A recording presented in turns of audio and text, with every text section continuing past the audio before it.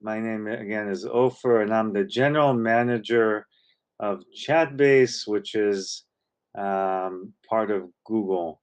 We're at an incubator called Area 120 inside Google.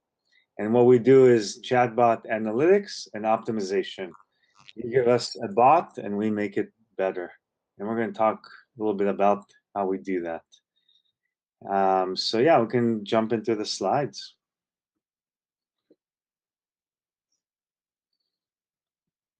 Yes, you have to jump to the slides, Offer. You have Oh, to okay. start the presentation. Sorry. Here we go. Share screen. Um, share PDF. Sorry, do I need to re-upload? Okay. Okay, while we wait for the slides to load, I'll just mention that, well, here we are. Okay, so we're going to talk about things you didn't know about building chatbots, and we're going to cover three areas. So we're going to talk about some insights related to bots that we've been able to see based on all the bots that we analyze, insights about bots. And then we're going to talk about three types of common conversational errors that come up in when building bots, and how you might want to fix those. Chat-based, we'll talk about how chat-based specifically helps you automate the fixing of these three types of issues. But if we start at the highest level, bots are all about these multi-turn experiences. There's this back and forth between a human and a bot, and it's very open-ended. So it's very challenging. Unlike apps and websites where it's very clear user input, it was a type, or it was like a button press, or a click, or a type. Sorry, click or press of a button. With bots, it's an open-ended type in, and so that's challenging. And these experiences can also be voice. That's even more open-ended, and it can be a full screen experience. So we're all like building these experiences, and it's a lot more open-ended than websites and apps were. And the expectations from end users are pretty high. So end users want bots to be quick to respond. They want them to address a wide range of questions and be available at any time and on every platform. And so it's a lot that users expect of bot builders. But a lot of companies are building these things, and in fact, by 2021, according to Gartner, over half of large companies will spend more on building bots than apps. And so there's a lot of momentum there. And at Chatbase, we've already seen over 350,000 chatbots. So that's pretty, there's a lot of these bots being built across the board. And when we look at our data, the developers building bots are pretty distributed. They're pretty much in most countries out there. And also, they represent bots in almost every vertical, with the largest segment being business services or B2B kind of solutions, and EDU kind of bots being the next most popular, and then so on. You can see that bots cover the gamut of use cases out there. Also, we did a survey to figure out or to find out like what are the use cases that these bots service, and customer support is the most common. So that's the number one reason. And then lead gen and e-commerce are less common. We also, about a year ago, heard this theory that the kind of bots that would be successful would be ones that cover conversations that people either hate to have or love to have, and and we wanted to like test that theory. Like we actually like looked at our data to see, is that theory correct. But before I go into the data, let me just explain this a little more. So the theory goes that conversations that people hate to have, like let's say calling customer support and being half an hour on the call to get something done, or registering for something, or paying bills, all kinds of experiences that people just really don't want to have. There's an opportunity for bots to improve on those experiences and create a better user experience. And then on the other end of it are the love it experiences, where people are connecting with others or learning something or being entertained or getting timely information, that those would also do well in the bot realm. Um, but that in the middle, there's this like graveyard of experiences where people might be needing a full screen experience, um, and and they're comparing maybe options or making complex purchases, and those are maybe not a good fit for bots. Now, even for those companies that maybe are in that realm, there's an opportunity to have a good bot experience if they built, let's say, a customer support bot or something that is notifications based and gives timely information. So there's every company has an opportunity to build a good bot. They just have to pick the right use cases. So that's the theory. So what we did was look at the top, a small segment of top bots, 238 bots that have over 10,000 messages the past quarter, and have at least one turn of the conversation, so some engagement. And we wanted to see in this high performing group, who are the standouts, like who are the top 10 bots. But before we talk about the top 10 bots, what we saw was that for this high performing group of 238 bots, the median number of turns was 2 turns of the conversation. And on the top 10% of these sessions had 14 turns of the conversation. So it's pretty impressive to have a bot that has like 14 turns of the conversation, that can keep a conversation going for that long. The same set of 238 bots had 24 seconds of median session time, and 9 minutes on the top end. Top 10% of these sessions had 9 minutes of session time. Again, that's pretty impressive for a bot to hold a conversation that long. Okay, but the top 10 bots out of this group were mostly like love it experiences, with the top 2 being expert bots. So it was really interesting to see that the expert bots sort of stood out with 5 or 6 turns of the conversation, where the median was just 2, so much more than the median, and over 3 minutes of session time. So really engaging experiences for the top bots here. These are ranked based on number of sessions. So these are bots that had both a lot of sessions and good engagement. And there's one hated experience, a customer support experience, that made this top 10 list, and had above average turns of the conversation and session time. The one bot that is like a maybe experience that made this list is a flight booking bot. And you can see that there's like no engagement. So people were sort of forced into this experience and quickly left. And so it sort of supports the theory that these maybe experiences are not ideal for bots. If you look at the next set, top 11 through 20, a few more of the hated experiences made it. Again, these are experiences that are made better with bots that normally require maybe a phone call that takes a long time, and are very synchronous. So we feel like the data supports the theory that it's worth considering which use case to implement when building bots, and that hate it or love it experiences are more likely to do well. Okay, so I've shared all kinds of insights and data that we've seen, and now we're going to switch gears.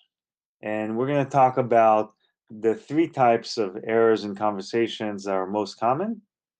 And to start that, I just want to say that in talking to a lot of these bot builders, we've learned that it's hard to build a bot that's versatile and can answer different kinds of questions. One of our clients is Fitwell. They have 1.3 million users for their app and web and bot. They have like both an app and a bot, and it's a fitness bot. It's a coach that helps you with your fitness goals. And what they've shared is that as your bot scales, you get more and more requests of your bots and becomes unmanageable. Like it's hard to figure out what to fix, what to build in your bot as the conversations scale, as your bot gets more users.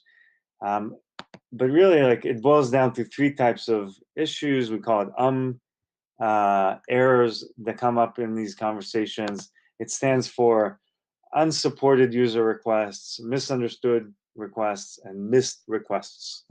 And we're going to spend a few minutes going through each of them just to make sure it's clear what each type of error is all about. These errors come up of the time in bots, and that's bad. Like imagine an app that crashes 12% of the time. It would have a hard time retaining users. And so similarly, a bot that 12% of the time doesn't know what to do with a user request would have a hard time retaining users, and so these need to be fixed. Okay, so let's talk about unsupported request errors. So these are requests that users make of your bot that your bot hasn't yet built. It hasn't built an intent for. This is a real example where you see users saying that they haven't received a refund in different ways. And so, as a bot developer, if there's enough of these requests grouped together, or enough of these come up often enough, you might want to build that intent. So that's unsupported. It's something that you haven't built yet into your bot. So next, we're going to talk about misunderstood request errors. And so what these are in a way misclassified requests. So this again is a live example, a real example. This is a bank in South Africa.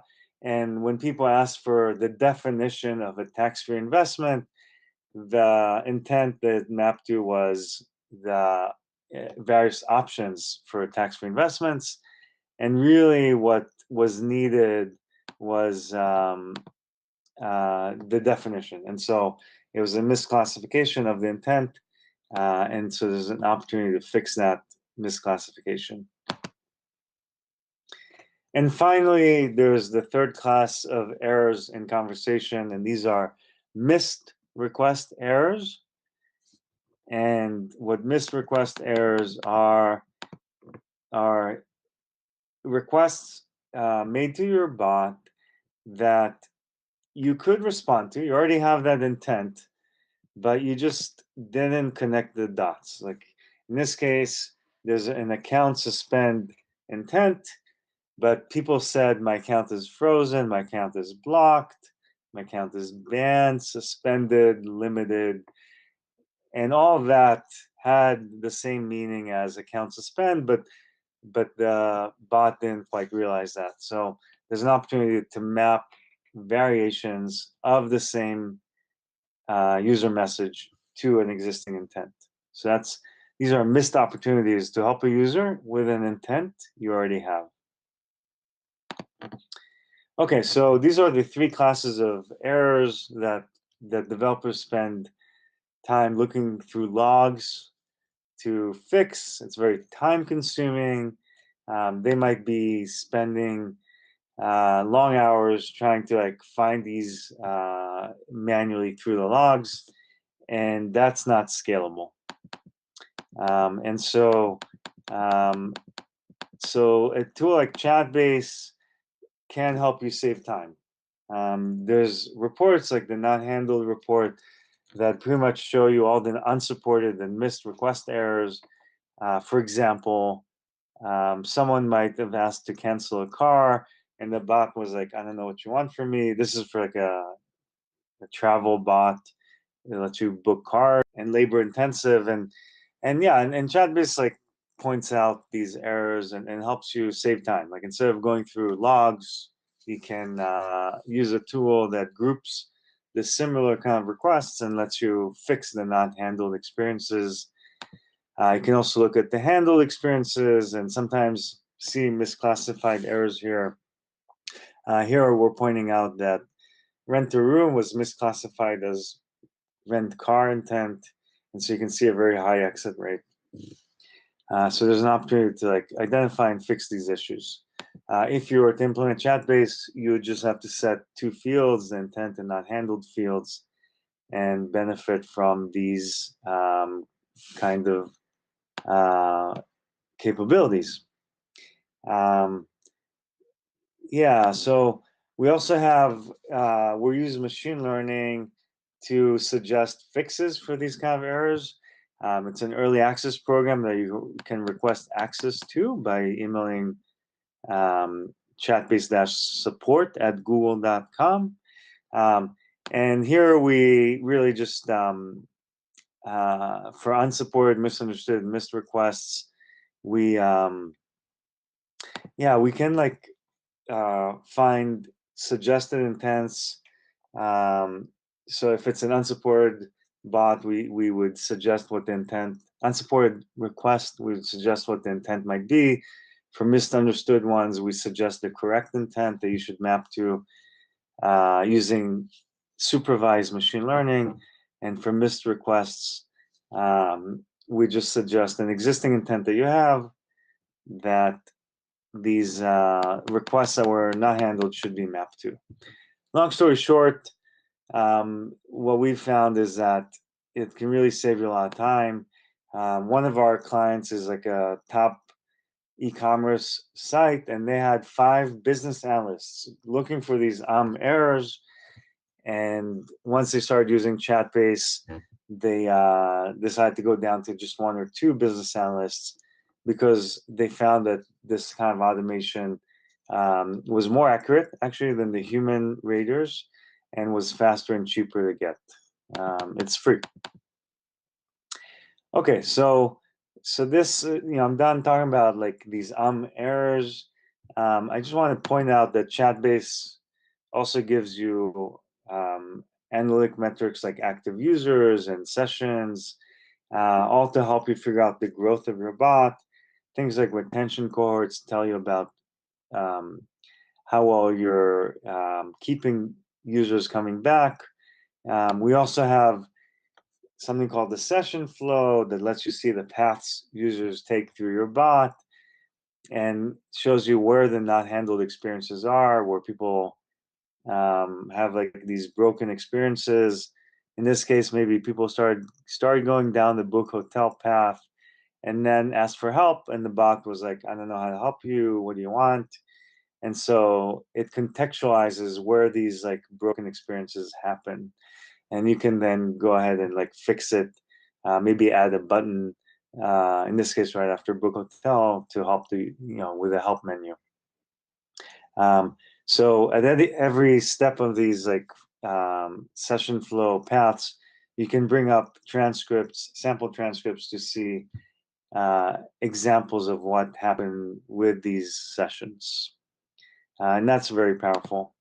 You can also create funnels, and this might look familiar from like app and website analytics, but what's unique is that you can view transcripts for funnel steps.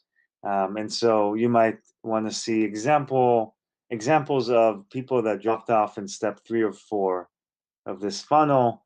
So you can just click on view transcripts and see those sample transcripts. So with that, I want to open it up for questions, and I appreciate all those folks that came back after our mishap with the technical issues.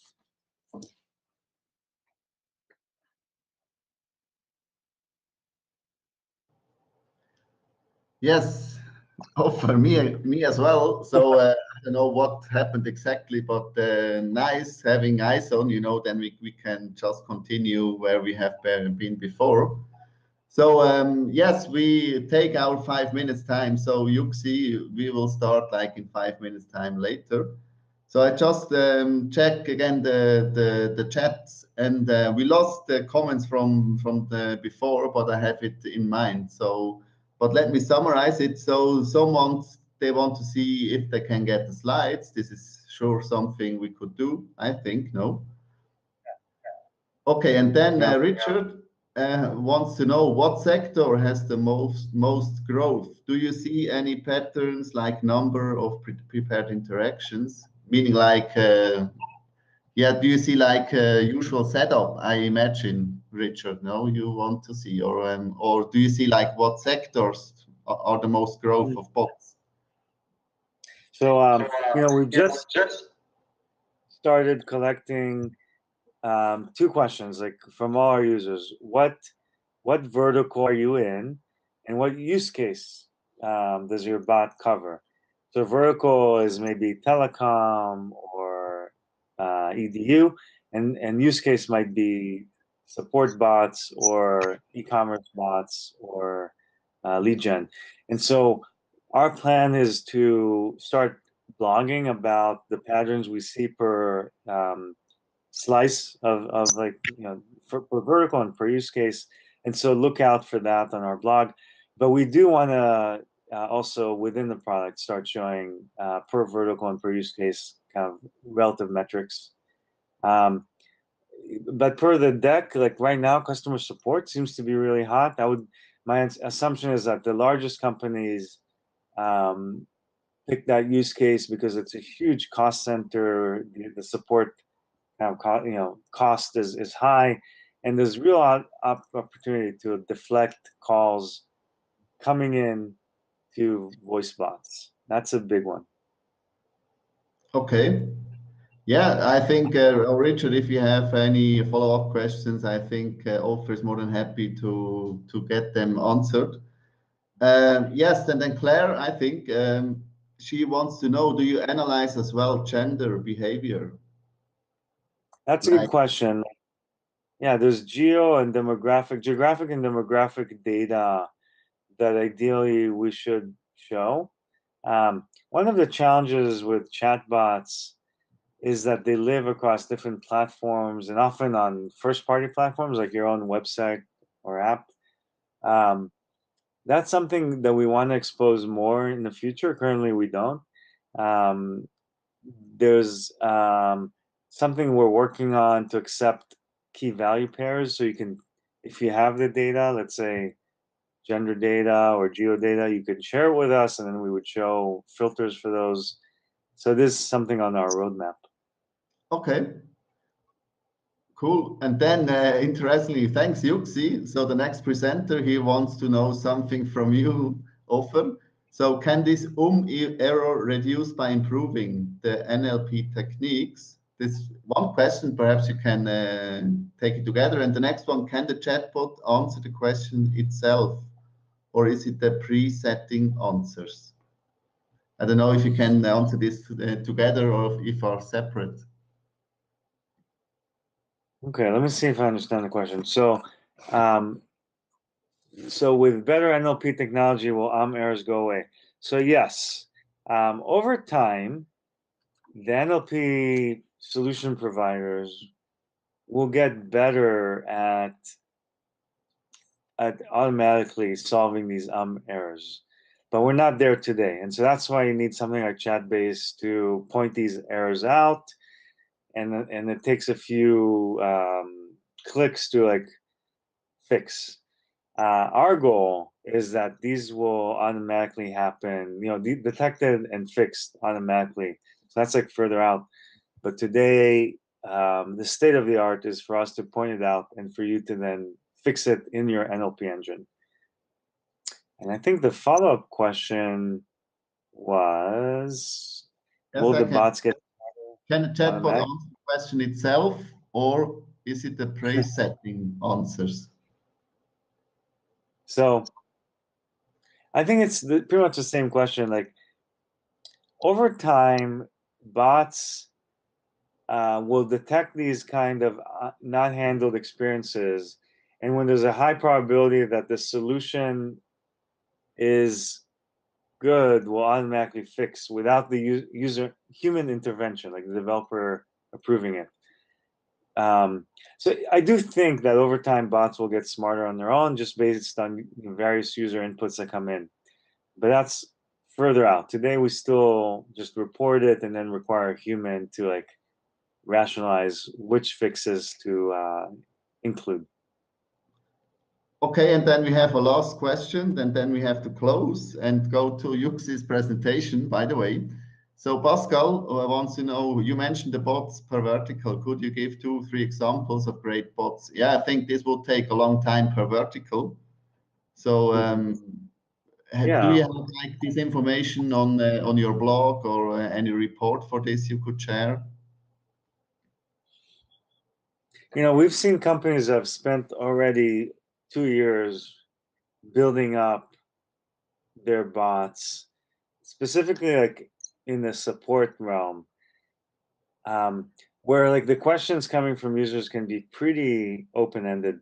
And so it takes time to like get these support bots to be comprehensive and performing well. And so, but the encouraging news is that we're seeing a lot of like companies working on these things. Many are still like in the prototype phase, but these bots are just getting more capable over time and smarter. Like when I say smarter, I mean able to handle the edge cases, like the errors I mentioned. The more a bot can understand the user, regardless of how they express themselves, the smarter the bots get. Um, and so, yeah, we're seeing like good customer support bots where companies have invested enough time to make them good, starting to like be out there in the wild. Yeah, I imagine Pascal wanted to like see examples. I don't know if you can share your customer data or perhaps you have success stories you publish on Chatbase, I imagine. Yeah, you can go to the chat-based blog and read some of those. Yeah. Okay. Yeah, the time is already running up, not only because of the technical problem we had for 2 minutes, but more as well, like for all the questions and comments. And thanks again, Ofer, for your great presentation and having you with us at this special time now at night. And yeah, now we are going to the next session with Yuxi. So please then go to session 2, bottish CO, and we will start like 3, 4 minutes time. And thanks again, Ofer, and wishing you a great night and talk to you soon. Thank you very much. Good to have you all join. Bye. Absolutely. Thanks. Bye bye.